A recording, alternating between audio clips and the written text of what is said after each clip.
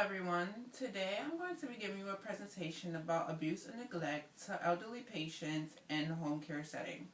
First, I want to give you a little background on myself. My name is Casey Wilcox and I've been working for the home care setting for years.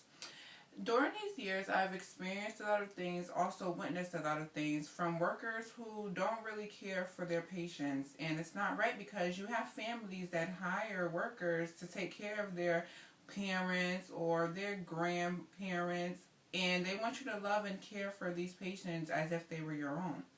Also, during my presentation, I wanted to explain the difference between abuse and neglect because a lot of people have the two terms confused. I've prepared a PowerPoint presentation for you guys so you guys can follow along with me, titled Abuse versus Neglect in the Home Care Setting. My topic that I wanted to talk about: many people don't realize the abuse and neglect elderly people deal with from the people whom are supposed to care for them. Now I'm going to tell you the difference between abuse and neglect. Abuse, by definition, is the maltreatment of a person both physically and psychologically. Neglect, by definition, is the failure to give proper care to a person. So that's the difference between the two. Now I'm going to give, kind of some examples of the differences. Abuse would be the misuse of power and trust, while neglect is just deliberately forgetting or just not caring. Abuse is harming someone or something. Neglect is not preventing the harmful action. Some examples of abuse would be physical, sexual, emotional, verbal, spiritual, and financial. Some examples of neglect would be also physical, educational, medical, and emotional. So when I think of abuse, I would think of, hitting an elderly patient. That's a form of abuse. Or sometimes you could get impatient or you could get mad, and sometimes, workers, they say hurtful things. That would be, mental abuse, because these people are fragile. They're already going through things, they're close to a point where their life is about to end. So if you are saying things to them, it's just making it harder for them.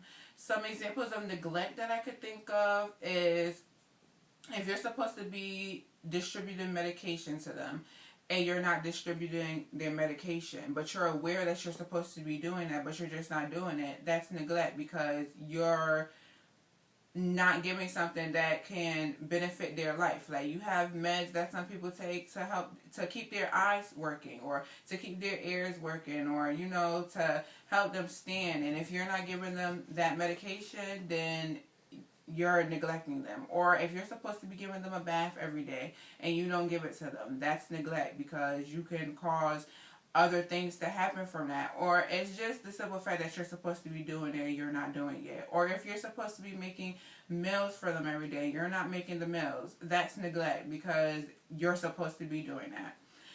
I want to give you guys an example of when I was working in home care setting, but I had other workers that were also working in there with me.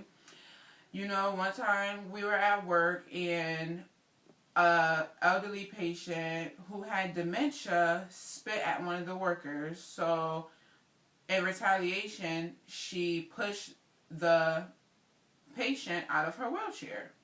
That's abuse. You can't do that. These people, sometimes, their brains are decaying, so they don't know what they're doing, and they're not aware of what they're really doing. So you can't do that. We're young and we know what's going on, so you can't do things like that. That's abuse.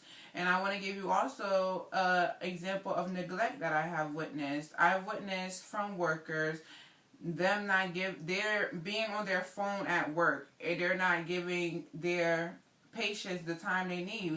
They need to be interacted with. They need to be talked to so that they will, continue to speak, and they will continue to do things as a regular person, because as you get older, your brain decays and you start to not know how to talk. You start to not know how to feed yourself. You start to not be able to walk. So when you interact with these people, it helps them to continue to be able to do those things.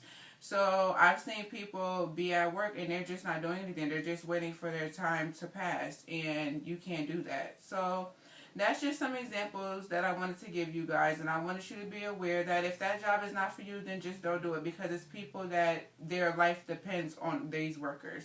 Thank you so much.